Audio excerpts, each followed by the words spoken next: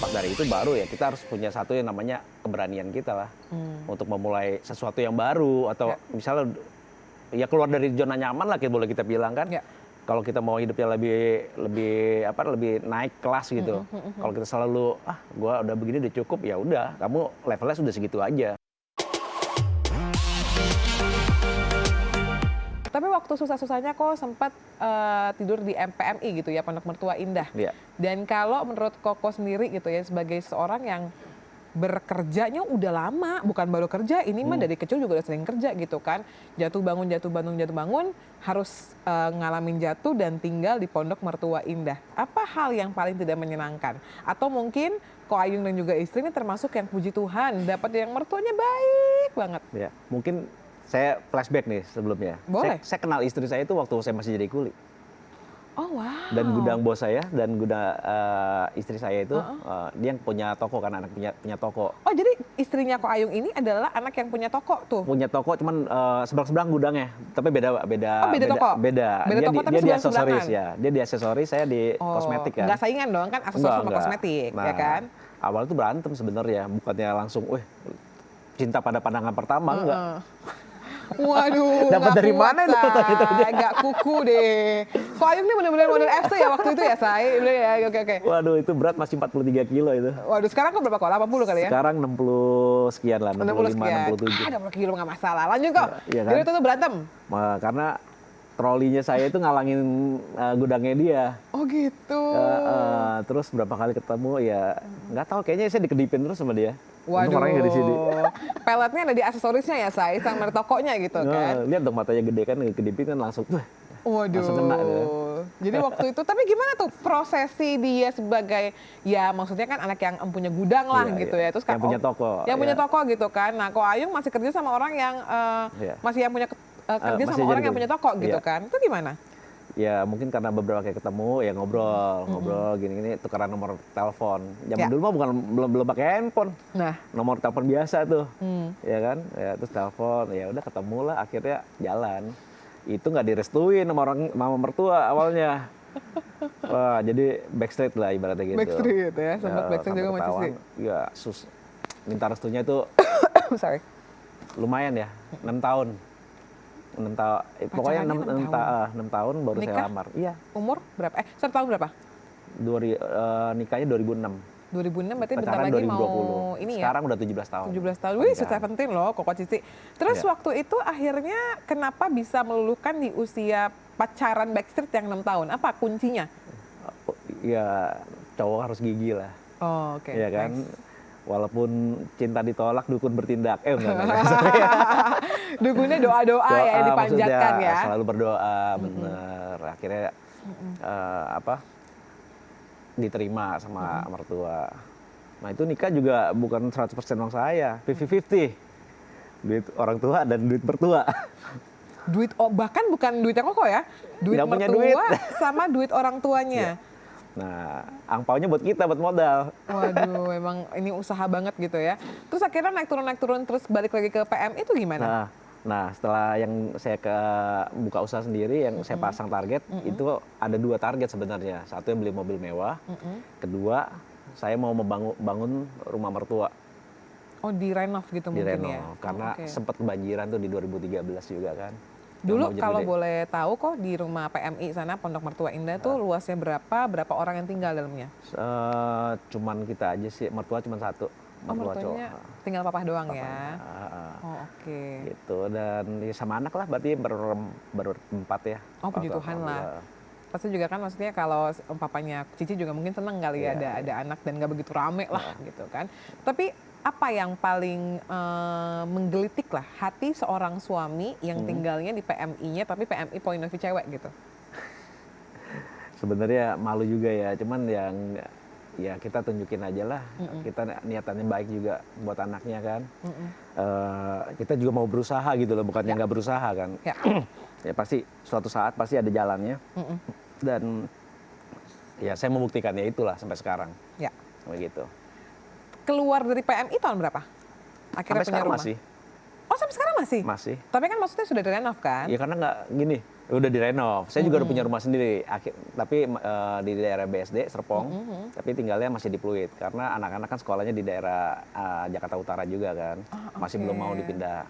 Kalau tinggalin mertua sendiri kan kasihan, udah 77 tahun sekarang. Sekarang gitu. Malah point of view-nya karena berkatnya udah ada, tapi lebih kepada mengabdi kali ya. Bener, gitu, bener. Kan? Tapi akhirnya bisnisnya take off. Oke, tadi kan masih dari seseorang yang punya bisnis kosmetik, toko kosmetik. Sampai akhirnya berpindah fast forward berapa tahun sampai akhirnya punya bisnis. Saya ada beberapa perusahaan juga. Dimulai dari setelah 2012, 2015 saya sebenarnya udah bikin brand sendiri. Apa tuh? Skincare? Skincare juga sama. Cuman sampai sekarang masih ada dan tapi ya nggak seboom. Oke, gitu. Itu 2012 ke 2015 kan? Lalu? Sudah mulai.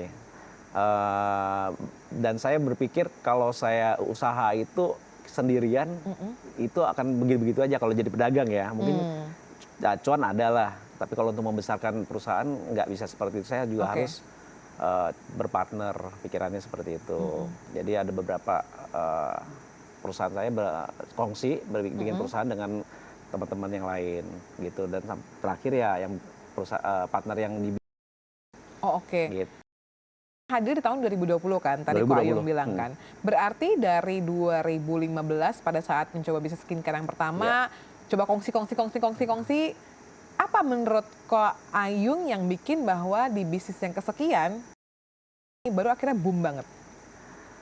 Awalnya juga apa ya, dari brand yang namanya cukup bagus ini, ya kita juga mempersiapkan produk yang bagus juga, tapi harga yang terjangkau untuk masyarakat Indonesia. Berapa lama proses dari awal? Kan pasti kan sebelum itu kan pasti develop dulu ya, nggak langsung tiba ujuk-ujuk, pengen bikin skincare Kak, bulan depan langsung jadi kan kayaknya nggak mungkin ya.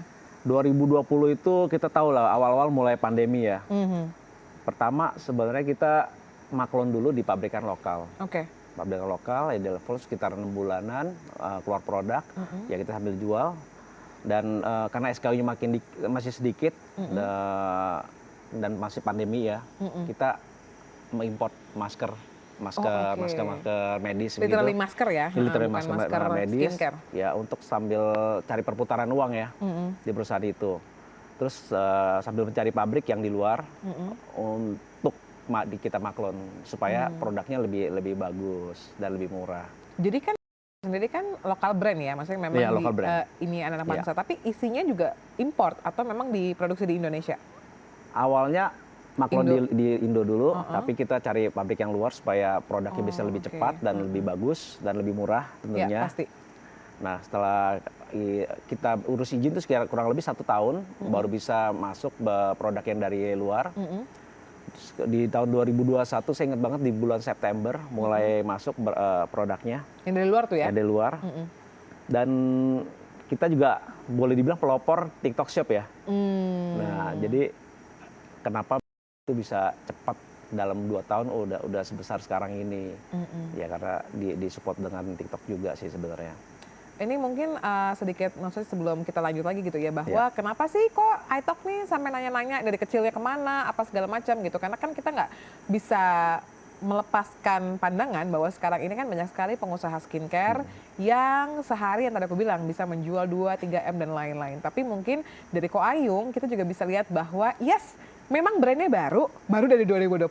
Tapi sebelum dia punya anak atau dia punya brand, dia udah jatuh bangunnya dari tahun 80-an, dari toko-toko kelontong, terus punya kerja di toko skincare orang dan lain-lain. Mungkin ini yang sedikit bisa membuka mata orang, kenapa orang tuh gagal, begitu boom momennya dia bisa berhasil dan bisa take off secepat itu. Nah, Ko Ayung sendiri mungkin ngelihat beberapa teman-teman gitu ya, yang juga sebagai seorang pemilik skincare, yang maybe we can say bahwa ceritanya nih lumayan sama gitu. Dari orang yang maksudnya benar-benar from zero to hero gitu, benar-benar nggak bisa apa-apa, susah, dan sekarang tuh benar-benar bisa sangat berkelimpahan. Ko Ayung sendiri dari seseorang yang menjalaninya, mungkin bisa cerita lebih banyak. Melihat mereka dari nolnya atau gimana nih? Atau sekarangnya? Yang sekarangnya. Dan orang-orang melihatnya kayak, oh jangan-jangan nih modus pencucian uang gitu kan? Iya, ya mungkin kemarin banyak banget ya yang lagi viral pada ngomongin, wah itu mah pencucian uang segala macam ya. Mungkin mereka melihatnya pas sudah di titik mereka di atas ya. Pas lagi di bawahnya mereka nggak tahu ceritanya atau belum terlalu mengikuti gitu kan. Dan memang untuk sekarang ini boleh dibilang kita terbantu banget dengan yang namanya e-commerce ya. Ya kan, e-commerce itu membuat kita kan gini, kalau kita buka toko contohnya seperti kayak saya di ASMK, mungkin orang tahu ASMK itu pusatnya kosmetik awalnya, dan itu bisa dari seluruh Indonesia belanja di sana. Tapi kalau kita ngomong, let's say di pasar mana ya, Tanjung Duren misalkan, itu kan hanya lingkup Tanjung Duren aja, penduduknya yang tahu, yang sekitar Tanjung Duren tahu, oh ada toko ini gitu kan. Tapi kalau dengan marketplace, itu satu Indonesia bisa melihat. Mungkin marketnya kita, peluang bisnisnya makin lebih besar ya. Betul. Apalagi dengan TikTok itu. Kita tahu sekarang dengan TikTok Shop orang satu hari bisa menjual paling besar sekarang kemarin siapa ya, si Mami Louise ya, 45 miliar dalam waktu satu hari penjualan. Ya itu kan memang amazing banget ya. Gitu. Tapi Ko Ayung sendiri bisa mengaminkan nggak bahwa memang bisa tuh, jangankan 45M dan Mami Louise itu memang terlalu excellent kalau buat aku ya, bahwa seseorang tuh bisa mendapatkan 1-5M aja dari penjualan kosmetiknya. Sekarang sudah banyak, sudah ada beberapa. Kemarin ada yang 15M, yang baru jualan juga ada yang 5M, si Willy Salim gitu kan. Dan ada beberapa lah, itu memang real ya. Memang bisa sehebat itu sih. Nah, kan akhirnya salah satu founder-foundernya tuh agak, ini maksudnya dari point of view sesama bukan pejuang bisnis ya, pemilik bisnis skincare juga, bahwa ada kok possibility yang besar saat ini dengan adanya e-commerce atau mungkin sosial media mendapatkan MM-an dalam waktu satu hari gitu ya. If you mind to share gitu, supaya orang juga akhirnya kebuka matanya. Average-nya per bulannya apakah bisa di puluhan M atau mungkin ratusan bahkan, karena per harinya bisa MM-an gitu kok? Totally almost ya, around 100? Oke. Almost 100. Nah, karena gini kok, kalau Koko lihat di TikTok, misalnya gini, ini skincare-nya apa sih gitu, aku nggak pernah dengar gitu. Yang lain-lain aku dengar kok nggak ada suaranya. Lo bisa lihat di e-commerce-nya berapa.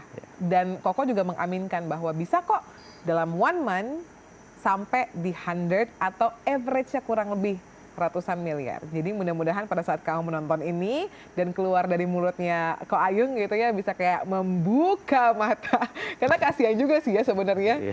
Kalau orang-orang yang aku bilang tadi gitu, mungkin memang dia, ya kita nggak mengclear bahwa oh ini pasti bukan pencucian uang, itu mah udah repot lah urusan orang. Tapi kalau dia usaha banget dan dapat lalu terus tiba-tiba jatuhkan gitu kan, akhirnya kan kasihan juga perjuangan selama ini kan kok. Benar-benar, yes. Yang mereka bilang itu saya juga tahu sih sebenarnya. Mereka juga nggak dari nol juga. Memang dari beberapa tahun sebelumnya udah jualan. Karena dari toko juga saya kan tahu ya, awalnya jual beberapa brand campur-campur gitu, yang mana yang viral, ya kita ada jual. Seperti itu sih. Oke, nah Ko Ayung sendiri gitu ya, kalau ngelihat sekarang Tuhan bawa sampai segini jauhnya gitu, dari yang benar-benar struggling banget, kulit panggul, mau pacaran sama anak orang, mau ngegebet sampai 6 tahun pacarannya sampai harus backstreet, nikah juga waktu itu sama uang orang tua dan orang metua gitu ya. Kira-kira apa yang harus dipunya sama seorang pengusaha? Daya juang seperti apa? Sampai akhirnya dia ketemu si momentum of life-nya. Karena aku percaya setiap orang tuh pasti punya momentum of life-nya. Saya selama bekerja, saya cuma pegang satu prinsip. Ya kan? Prinsipnya itu ya kejujuran. Gitu loh. Ya itu yang selalu saya pegang sampai sekarang. Ya terlepas dari rajin bekerja ya kan, dan yang lain-lain seperti itu. Ya itu the number of one sih. Dan tidak lupa ya kita punya Tuhan ya. Kita harus selalu berserah kepada Tuhan. Dan supportin dari keluarga tentunya.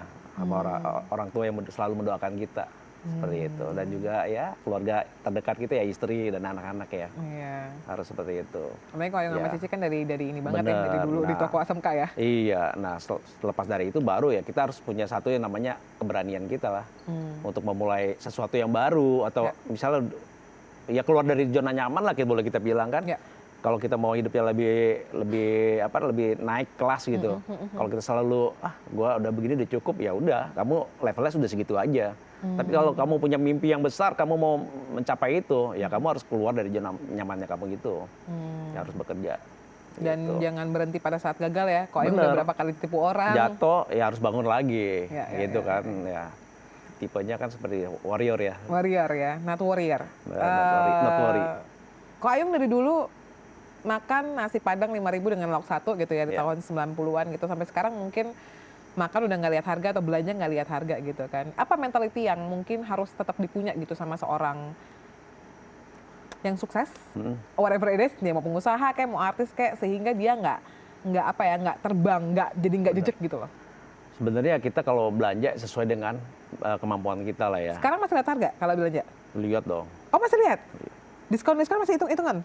Kalau diskon pasti nyari diskon yang gede lah. Oh, walaupun penghasilannya udah ratusan M per bulan tetap lihat diskon, ya nggak masalah. Itu kenyataan. Siapa sih yang nggak suka diskon ya kan? Betul, bener nggak? Betul. Apalagi ya kan? kalau lagi flash sale. Sekarang ini lagi flash sale nih. Coba makanya check out juga nih. Nah iya, jangan lupa ya. Ini soalnya kita sedang deket tanggal kembar gitu ya. Kebiasaan pedagang ya kan? Terus? Ya masih. Jadi tetap ya kita spend money, sebagian untuk di-spend, sebagian harus yang ditabung juga harus ada, seperti itu. Jangan semuanya buat spend, buat gaya hidup yang ya misalkan banyak banget ya orang yang pengen kelihatannya, wah gue mampu biar dilihat orang itu lu kaya gitu kan. Padahal bukan kaya bener, masih pinjol atau apa ya kan, jangan gitu kan. Ya harus sesuai dengan kemampuan kita lah ya gitu. Tapi kalau Ayung sekarang di penghasilannya atau omset usahanya yang sudah mencapai ratusan miliar per bulan gitu ya, ada nggak sih biaya-biaya untuk yang namanya biaya bersosialisasi? Oh, kalau aku mau masuk kalangan yang ini, aku harus pakai tas ini nih. Atau oh, kalau aku mau masuk ke kalangan yang ini, aku harus pakai jam tangan yang ini. Masih ada nggak situasi tersebut yang Ko Ayung alami? Sebenarnya saya orangnya itu simple ya. Simple. Tetapi begini, kadang orang ngelihat kita itu dari looks-nya kita juga kan.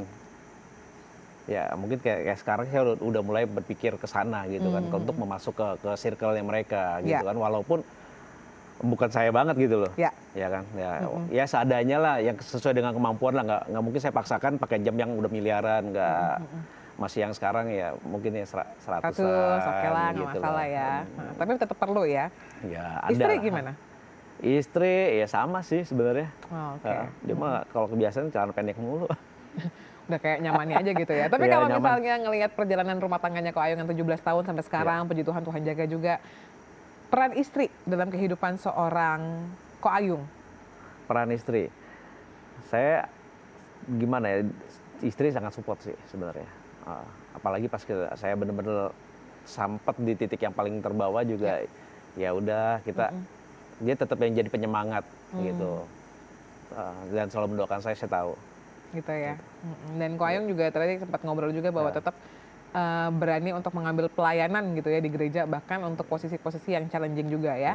Terakhir mungkin buat teman-teman atau Insaftizen yang nonton, mungkin Ko Ayung mau ada sebuah pesan atau enggak gitu supaya orang tuh bisa aware bahwa memang setiap manusia kalau mau sukses juga harus nunggu momentum atau berjuang sampai momentumnya dia sendiri. Bener.